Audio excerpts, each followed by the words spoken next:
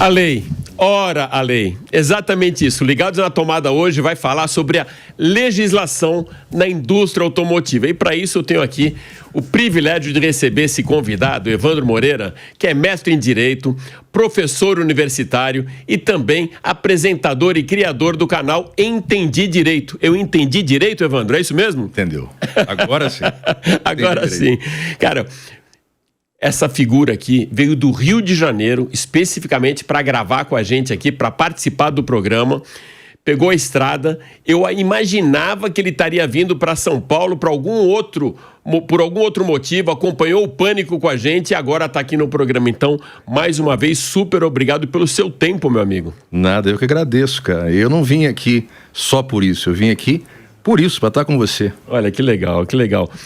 Evandro, eu vou começar com uma dúvida muito recorrente de pessoas que trabalham com eletrificação, para deixar você também ligado na tomada, principalmente com o gargalo que existe da indústria automotiva no universo dos elétricos, que são os condomínios, onde naquelas reuniões, famosas reuniões de condomínio, não se permite instalar um wallbox, uma tomada para aquele cara que tem um carro elétrico ou eletrificado, híbrido, enfim.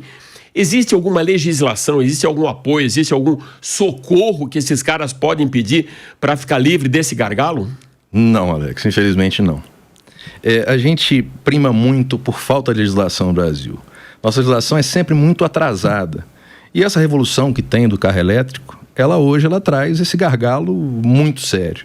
Então, há necessidade que haja nos estados uma legislação que trate do assunto. E municipal, inclusive, para ligar esses wallbox, ligar essas fontes de energização. Existe um problema ainda maior. Muitas vezes se fala, na reunião do condomínio eu vou lá e acerto e está tudo certo, e eu vou ter que engolir. Pois bem, aí está valendo, mas existir norma que regulamenta hoje a que se instale um aparelho, alguma situação, a que se faça eletrificação, não há. A saída, então, o que é? É entrar no consenso, é trazer, de repente, um especialista em eletrificação para participar da reunião de condomínio?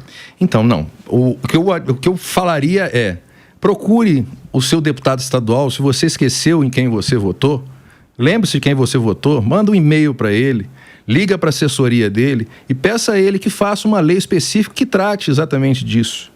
Na reunião de condomínio, leve sempre um engenheiro. Sempre existe a necessidade de um engenheiro com o seu conselho, tudo direitinho, para que ele possa fazer o atestado e dar a possibilidade, inclusive, de ser implementado qualquer tipo de instalação. Porque é um gargalo muito grande. Eu vejo até algumas pessoas meio reticentes de entrar no universo da eletrificação por falta de infraestrutura elétrica viária, mas também por essa, né, que o cara tá na casa dele, no prédio dele, ele não conseguir ligar o carro dele literalmente na tomada. Evandro, aproveitando que a gente está falando de regulamentação, quais são os principais desafios regulatórios que podem impactar na mobilidade? A lei precisa ser mudada, precisa ser atualizada, porque a gente sempre escuta que a nossa Constituição é muito antiga e, de repente, impacta nessa evolução tecnológica. Então, não seria nem constitucional a gente nem falar em Constituição. Nossa Constituição, ela é velha sim, ela está ultrapassada sim, mas existem mecanismos de tratar isso. Mas isso daí faz-se por outro tipo de legislação.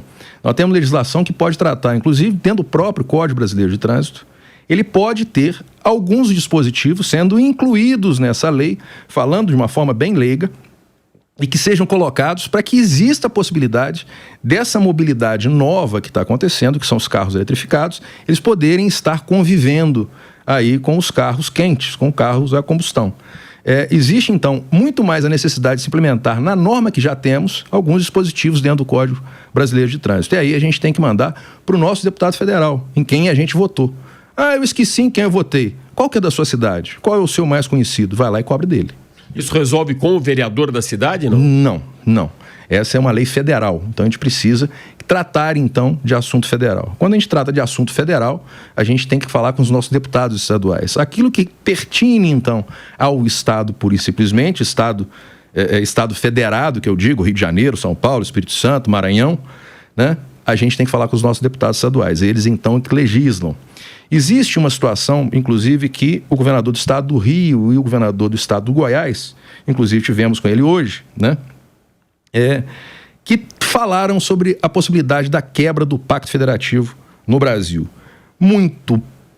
Eles estão cobrando na situação da pena, do Código Penal, de poder legislar sobre crime. É uma situação muito forte por conta do Rio de Janeiro que tem sofrendo. E a situação nós temos de IPVA. Por exemplo, alguns estados não cobram o IPVA do carro elétrico. Outros estados cobram. Outros estados cobram um pouco mais, outros cobram um pouco menos. Então é melhor, se existe a possibilidade de legislar em matéria de Estado federado, a gente também poderia abrir determinadas situações para tratar exatamente desse carro eletrificado.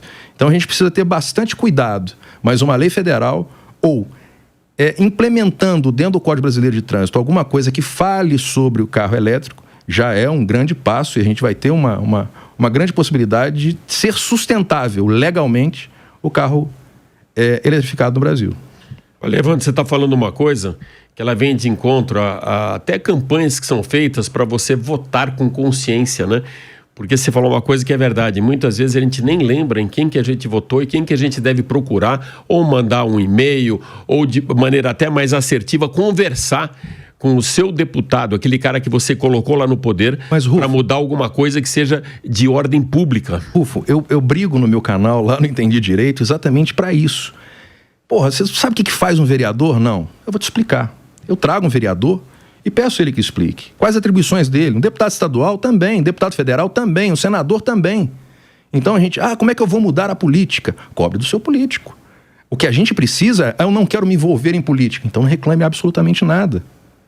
Eu tenho a possibilidade agora de novos carros, os carros elétricos, os carros autônomos. Como é que vai ser isso?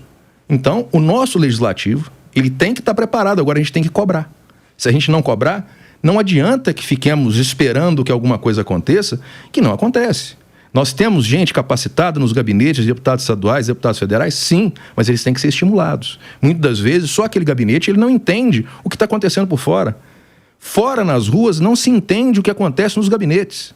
E muitas das decisões são tomadas dentro de gabinetes. E os gabinetes são frios. Então, por isso que esses gabinetes têm que ser itinerantes. Esses deputados estaduais, deputados federais, têm que ter seus assessores andando para conversar com o povo. O deputado tem que conversar com o povo, receber e-mail, receber telefonema, receber mensagem no direct do Instagram e responder. Isso é que faz a coisa andar. Evandro, queria colocar agora um pouco o foco na engenharia de tráfego, porque há algum tempo atrás em São Paulo a gente falava muito de mobilidade, inclusive de patinetes elétricos, de bikes, enfim, e foram criados alguns corredores para bike, como foram criados agora alguns corredores azuis para motos em alguns ambientes. Por exemplo, na Marginal você não pode mais circular de motocicleta na via expressa, só na lateral. Mas eu vejo que... E também transporte público, aquelas faixas exclusivas para transporte público. Existe alguma legislação que congrega todo esse universo de mobilidade que inclui a bike, a bicicleta, o transporte público, motorista de carro, motociclista? Do jeito que você está falando, não. Não tem nada... Do jeito que você está falando, não. Nós temos o Código Brasileiro de Trânsito, que é bastante engessado numa situação... Mas existe uma engenharia inteligente para isso? Caramba, como é que eu vou falar em engenharia inteligente num trânsito que eu peguei hoje? Eu demorei 3 horas para chegar em São Paulo e demorei de Guarulhos aqui 1h30. Então, melhor, engenharia de tráfego, a gente tem que entender. Por exemplo, no Rio de Janeiro, nós temos a Avenida Brasil, que é reflexo. Ela tem um nome de Brasil porque ela é o reflexo do caos. Boa. Ela é grande, mal acabada, feia. Alguns lugares são bonitinhos, mas outros é muito feio, outro é muito pobre. É o reflexo do Brasil, a Avenida Brasil. Enorme, grande, como o Brasil é. E reflete o Brasil como um todo. E tentou-se fazer um tipo de mobilidade lá, de colocar 2 faixas para os ônibus. Vamos priorizar o transporte coletivo. Lindo, maravilhoso. Só que existe uma quantidade de carros absurda tentando entrar no Rio de Janeiro. Um gargalo, onde você vai ficar 2, 3 horas parado. Então é melhor. Um país que não privilegia o modal ferroviário, ele vai ter sempre um problema. É muito carro para pouca rua. Então não existe engenharia a ser feita com muito pouca rua que a gente tem e a quantidade de carros que a gente tem. E a gente tem um problema muito sério, inclusive, eu estou pré-lançando hoje um livro que eu vou falar sobre uma reforma tributária em cima do modal rodoviário, que transforma o modal rodoviário de um todo, dobrando, no mínimo, a indústria automotiva e dando um fomento absurdo para quem tem carro velho e pode comprar um carro novo por mais ou menos R$120 por mês. O cara que tem um Fusca velho, ele vai sair com um Polo 0 km da concessionária. Então, é muito interessante que é uma decisão de governo, mas que reflete no Estado inteiro. Se ela for uma política de Estado, aí a gente vai pegar. Nós perdemos oportunidades excepcionais no ramo automotivo do Brasil. Nós tivemos o Gurgel em 1970, pioneiro na eletrificação. A gente não precisava comprar tecnologia da China. Se olhar a caminhonete da Tesla, o que ela é diferente do Itaipu, que é o carrinho da Gurgel, qual a diferença que ele tem? Nenhuma. É o mesmo projetista que fez o Itaipu da Gurgel. Tem uma máxima para isso, né? Santo de casa não faz milagre, né? Mas é um absurdo. É um absurdo. A gente não ter colocado como política de Estado e sim política de governo, não ter apoiado o Gurgel. Qual era o problema dele? Falta de autonomia. Qual era o problema dele? Falta de lugares para reabastecimento. A gente está vendo isso hoje. Só que isso era em 1970, 54 anos atrás. Depois, na década de 80, tivemos o Proálcool, o carro álcool. O Brasil na vanguarda do carro a álcool. Caramba! Aí para que serviu? Vender um selinho de papel para colar no para-brisa do carro. Para você pagar imposto. Exatamente. E os Estados Unidos pega uma situação extremamente interessante, faz álcool chamando de etanol, não tive até que mudar o nome para ser etanol. É o Brazilian Etanol, para concorrer com o American Etanol. Então é melhor. O Brasil tem fontes inesgotáveis para fazer o carro mais limpo do mundo. A gente tem tecnologia pra caramba, a gente tem gente muito culta, muito inteligente, a gente está exportando gente inteligente para fazer aquilo que deveria ser feito no Brasil em outros lugares. Eu vou votar nesse cara aqui, né? Meu voto é seu. Deixa eu levantar outro assunto polêmico, Evandro, que eu trouxe aqui alguns especialistas em duas rodas. Não só executivos, mas jornalistas também do setor automotivo e também duas rodas com uma polêmica que existe muito grande, principalmente nas grandes cidades, mas eu vejo esse maior gargalo aqui em São Paulo, que é a permissividade de uma motocicleta andar entre os carros, muitas vezes em alta velocidade, muitas vezes chutando o retrovisor, causando acidente, morrendo gente no meio desse tráfego todo intenso que a gente tem como São Paulo, e eu não vejo uma legislação controlando isso, diferentemente do que você vê nos Estados Unidos. Nos Estados Unidos, a moto, ela ocupa o espaço de um carro e assim deve ser. Ou seja, não pode ficar trafegando. Em alguns casos, alguns estados podem andar quando o trânsito está totalmente parado, mas não em movimento. Um dia a gente vai conseguir resolver isso numa cidade como São Paulo? Eu volto de novo, Rufo, a pedir para que se faça, então, cada estado poder legislar. Nós temos permissividade a muitas coisas, inclusive erradas. Inclusive essas bicicletas elétricas, essas patinetes elétricos, não sei como é que chama isso. Esses veículos que não necessitam de habilitação, que não necessitam de capacete, que não necessita do cara ser maior de idade. Sim. Então ele se envolve em um acidente e ele causa um dano, quem vai ser responsável? O pai dele, se ele é menor de idade. Mas o pai não sabia, foi furtado. Cadê o documento daquela bicicleta elétrica? Ou daqueles patinetes elétricos? Cadê o documento dele? Não existe um documento, é uma nota fiscal. Está em nome de quem? Está em nome de um terceiro que eu comprei dele. A quem se vai responsabilizar o dano causado por aquele veículo? Agora, se você encosta nessa pessoa, aí o Código Brasileiro de Trânsito chama de atropelamento. Então é melhor, é tudo contra o motorista e a favor daquele que está, entre aspas, ilegal. Em matéria de motocicletas que andam pelos corredores, eu quero tudo just in time. Eu quero a minha pizza quente em 5 minutos na minha casa, senão eu vou ligar para lá e vou brigar com o iFood, vou brigar com quem for, vou brigar com o dono da pizzaria. Isso é a pressão do consumidor também, né? A pressão é do consumidor. Aquele cara que está passando por você a 100 km por hora numa rua, no Rio de Janeiro, em Curitiba, em São Paulo, esse cara, ele tá ali, se ele não chegar no horário certo, ele vai perder o emprego dele. Ou seja, aquele mesmo cara que você xinga é aquele que entrega a pizza à noite na sua casa e você quer que chegue antes dos outros. Olha só como é que a situação é delicada. Eu não quero que esse cara passe no meio do corredor aqui em alta velocidade. Você pede pizza por telefone? Você pede pelo aplicativo? Quando demora, você não fica chateado pra caramba? É aquele mesmo cara que a gente tem que respeitar que ele tá trabalhando. Se ele tá correndo é porque alguém tá pedindo ele para correr. Se ele não fizer 10, 20, 30, 40 entregas num dia, ele não consegue pagar a prestação da moto dele. Evandro, a gente falava ainda há pouco de responsabilidades, culpabilidade, então vou trazer um caso aqui que para mim esse foi o mais notório, né? Como jornalista, eu venho falando há 6, 7 anos um movimento crescente dos carros autônomos. Então a gente já falou de nível 1, nível 2, nível 3. Hoje a gente tem aqui no estúdio acompanhando, que já vai estar com a gente, Ricardo Dilser, que também é um mestre da indústria automotiva, com quem eu sempre aprendi muito. E era uma época, Dilser, que a gente até falava muito dos autônomos, dos níveis de automação, que chegaria no Brasil, que não chegaria. E aí eu vi que esse universo da eletrificação, ele criou quase como uma cortina de fumaça em cima dos autônomos, e a gente não fala mais de autônomos e nem de cada um dos níveis. Mas eu vi esse retrocesso também por coisas que a gente aprendeu como Califórnia sendo um grande laboratório, principalmente em responsabilidade.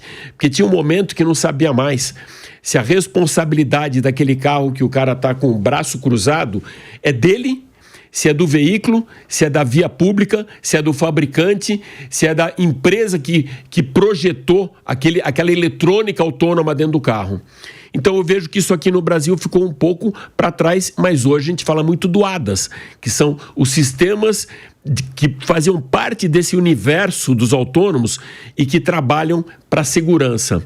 Como você viu esse movimento dos autônomos e a legislação? Legislação, não temos. Não temos. Absolutamente. Ele está dando um banho de água fria em todo mundo. Não é banho de água fria. A gente tem um programa aqui chamado Pingos nos Is. O Evandro literalmente está colocando o pingo nos is. Tá bom. Não é um convite não, né? Eu vou também. Então, o que acontece? Não existe. Não temos legislação. O nosso legislador ele não entendeu. Só para você entender direito, fazendo uma chamada lá do meu programa, só para você ter uma ideia de legislação, eu estava conversando inclusive com o Dilser, agorinha há pouco. Nós temos legislações no Brasil, a legislação que trata dos crimes cometidos por nós, ela é de 1940. Isso eu conto lá no Entendi Direito e bato nessa tecla para as pessoas poderem pensar um pouquinho. Nosso Código Penal é de 1940. Então ele demorou mais ou menos 2 anos a ficar pronto. Então ele ficou pronto em 1938 para ser votado e tal. Beleza. Qual a idade média de um deputado federal? 50 anos. Nós falamos, então, que ele nasceu em 1888. Data legal. Abolição da escravatura. Mas ainda éramos império. Então, os pais do deputado federal que fez o Código Penal, que vige até hoje, ele era escravocrata e nasceu no império. Então, melhor, a gente não tem possibilidade de evolução de lei penal no Brasil, isso é criminalizar determinados atos, com uma lei tão antiga. Na situação de autônomos, esquece. A gente não tem como fazê-lo. Mas se ainda assim algum carro autônomo estiver rodando no Brasil, o que vai acontecer? Houve um acidente, houve dano, o que é? Teve perda patrimonial? Sim, vai ser responsabilizado aquele que tiver no documento do veículo. Ah, mas eu não sou, quem estava dirigindo sou eu. Ok, então você vai nominar aquela pessoa que estava dirigindo. Ela não é habilitada. Ok, a responsabilidade vai ser administrativa, ele só vai pagar uma multa. Ele é menor de idade, então é o pai dessa pessoa. Essa é a grade. Responsabilizar o carro é muita forçação de barra. Vou responsabilizar a Tesla, vou responsabilizar a BYD, vou responsabilizar a Volkswagen. Aí a Volkswagen fala, não, quem fez isso daqui foi a Google. A Google é quem fez esse sistema, então vou processar a Google. Mas quem processou o chip que está aquela memória lá, quem fez foi uma empresa na China, foi a Samsung. Ou melhor, olha como é que você não vai chegar em ninguém. Então a responsabilidade ela tem que ser objetiva. Objetiva para aquele que foi o causador do dano. E se o dano for morte? Aí é que o bicho pega. Então, ou melhor, o carro autônomo no Brasil, a possibilidade dele acontecer, eu acho remota. No mundo, eu acho que deveria ser revista, inclusive. Porque o mau uso é que é o problema. O mau uso do carro autônomo. Existem vídeos na internet de pessoas fazendo as maiores barbaridades do mundo. fazendo sexo no carro sem colocar as mãos para ganhar like em vídeos. Ou melhor, a responsabilidade desse rapaz que está fazendo isso e essa moça que estão no carro se atropelam uma criança. Será que uma inteligência artificial ela pode discernir aquilo que é um cachorro ou uma criança correndo atrás de uma bola engatinhando? Será que a gente vai ter uma inteligência artificial que vai fazê-lo? Ou se passou uma poeira na frente e ele não conseguiu identificar? E se tem uma criança e um cachorro e ela vai decidir o quê? Vou matar quem? Então, ou melhor, o carro autônomo, automação e determinadas situações que ajudam o motorista, eu acho excepcional. Eu acho que a assistência, ela vale. Inclusive, no BYD que eu andei, no CIO, a correção de faixas, no Rio de Janeiro é extremamente complicado, porque as faixas são mal pintadas. E isso é um causador de trânsito. As faixas mal pintadas. Você quer ver o que é regulamentar, o que é legislar, o que é lei de trânsito? Pegue a Marginal Tietê, a Avenida das Américas, no Rio de Janeiro, tire as faixas. Não tire os sinais, não, só tire as faixas. Ninguém consegue entender o tamanho do seu carro e o quanto vai ocupar. Então a gente precisa de normatização da mais simples, que é a pintura de faixa numa rodovia, a uma legislação que vai te fazer pagar aquilo que você deva ou cumprir cadeia se você, utilizando o carro, matou alguém. Aqui em São Paulo tivemos um caso não muito distante de um rapaz que passou por cima de um motoqueiro numa Porsche, na velocidade que ele estava. No revanchismo. Porque tinha discutido com o cara. Caramba! E aí? Tem que prender o cara? Tem. A nossa legislação ela é muito permissiva nessa situação. Então, o que eu critico da lei penal ser tão antiga é a falta de pena. O que a gente precisa é de pena maior. O cara tem que ter medo de cometer o crime. Qual o problema de eu andar a 180 km por hora? Se eu passar por cima da pessoa, o que acontece? Não, o carro travou. Não, senhor. Antes de sair, você tem que calibrar seu pneu, você tem que olhar o nível de óleo do seu carro, o nível de água, se está tudo ok. Qualquer coisa diferente disso, você tem que ser responsabilizado. Mas existe legislação para isso? Não, Rufo. Não existe. Então é melhor, a gente tem que mudar todo um arcabouço, a palavra é, eles adoram, arcabouço, que é esqueleto. É o nosso esqueleto hoje, ele não segura nenhum órgão dentro dele, cai tudo. É só um esqueleto. A gente tem que fazer o quê? Regulamentar essas leis para que a gente tenha segurança no trânsito. Segurança no trânsito, ela só vai ter a partir do momento que você tenha medo. A partir do, eu não quero ir para a cadeia, porque eu tenho medo da cadeia. Então tá ótimo, essa lei tá funcionando. Eu concordo com você. Eu não tenho medo da cadeia. Não vai funcionar nunca. Se levar esse cara pra cadeia, vai mudar muito essa história. Sabe uma coisa que funciona muito? No trânsito, inclusive, já tá falando de automóvel, o radar semafórico. Esse funciona. Eu sei que eu vou tomar uma multa se eu passar 80 km por hora onde fala que é 60. Se eu passar ali, o cara freia, junta no freio. Quantas marcas de pneu você vê do lado? O cara estava em altíssima velocidade, aí ele olhou no aplicativo dele lá, eu vi a placa, junta no freio para não ter que pagar a multa. Essa lei funciona, por quê? Vai no bolso do cara. Imediata, just in time. Mas tem mais uma coisa que eu já vi aqui, a gente até colocou isso no Pânico, que é um grande problema, e também isso faz parte da civilidade, que vai ser mais um assunto que eu vou lidar aqui com o Ricardo Dilser, que é a história da pontuação. Você falou de multa. Para muita gente, a pontuação é muito mais grave do que o prejuízo financeiro que ele vai ter, porque ele não tem problema. De repente, esse cara é abastado, ele não tem problema financeiro, mas o problema dos pontos, sim. E o que acontece com muita recorrência, eu queria que você falasse disso também na legislação, de você repassar o ponto ou você pagar para alguém assumir os seus pontos da carteira. Absurdo. É só no Brasil. Se contar isso na Suíça, o nego fala, brincadeira. Você tá de brincadeira. Acontece isso? Não pode acontecer. Rufo, todo tipo de penalidade pecuniária, quando a gente fala de dinheiro, ele só prejudica o pobre. A gasolina a R$8 o litro. Qual o problema pro cara que anda numa Range Rover Sport, que dá 4 km com litro? Qual o problema? Nenhum, pô. O carro custa R$1,5 milhão, pô. Com um cara que tem uma Porsche que custa R$3 milhões. Se a gasolina for a 10, a 20 ou a 30, não faz diferença nenhuma. Para quem é o problema? Pro cara do Uber. O cara que dirige, o cara taxista. Esse que dirige o carro. Então o problema de ter categorias de pontuação àquelas pessoas, sim. Eu acho que é muito salutar que tenha. O motorista de táxi, ele já não tem que fazer tantos testes, a pontuação dele pode ser maior do que uma pessoa normal. Lógico, ele é um profissional, ele vive daquilo. Ele tem que poder se justificar o porquê que ele avançou aquele sinal. E se um motorista de táxi me pega com uma crise de rins, eu falo com ele, cara, se você não passar esse sinal vermelho às 10 horas da noite, eu vou morrer. Ele vai lá e avança. Isso acontece até com um helicóptero. A gente já cansou de ver várias situações de helicópteros em Angra sem teto para voar, mas a voz do dono daquele helicóptero, que não é do capitão, do comandante, do piloto, sim, ela fala mais alto, o cara decola de qualquer maneira e acaba caindo. Você falou em avançar o sinal vermelho. O Fagner, que é o diretor do programa, ele também me dá um cartão vermelho quando eu estouro o tempo, quando eu avanço o tempo. Então, para a gente finalizar, sim, eu vou te... Como a gente está falando muito de tecnologia, de que maneira que a legislação pode fomentar, ou seja, impactar de maneira positiva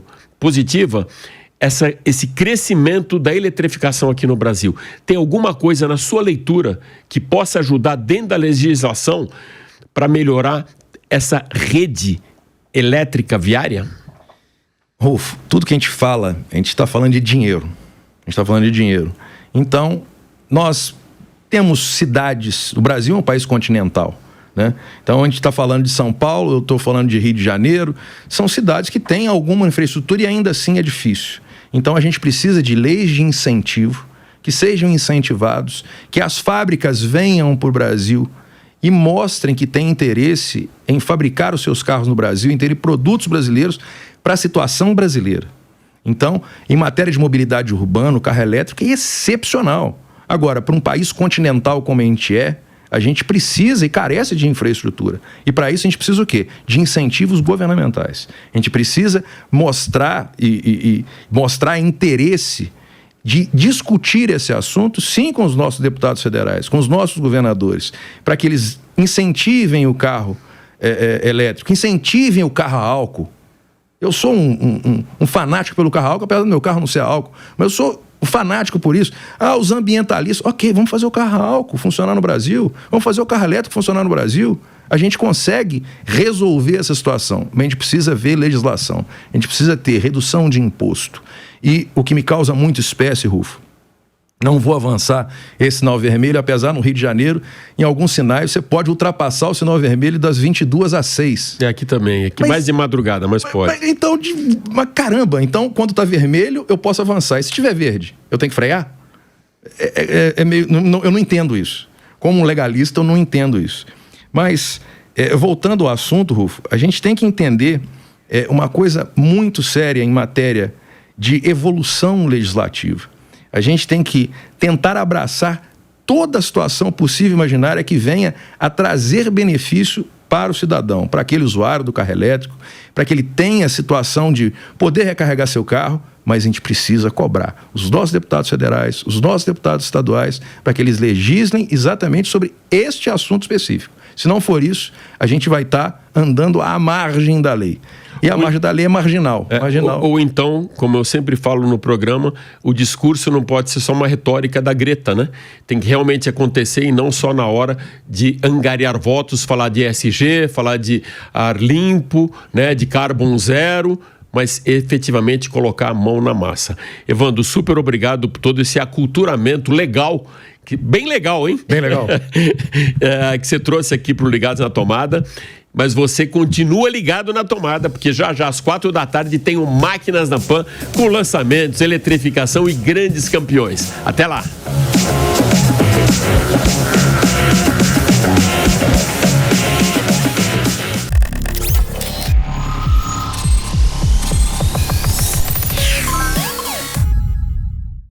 A opinião dos nossos comentaristas não reflete necessariamente a opinião do Grupo Jovem Pan de Comunicação. Realização Jovem Pan News.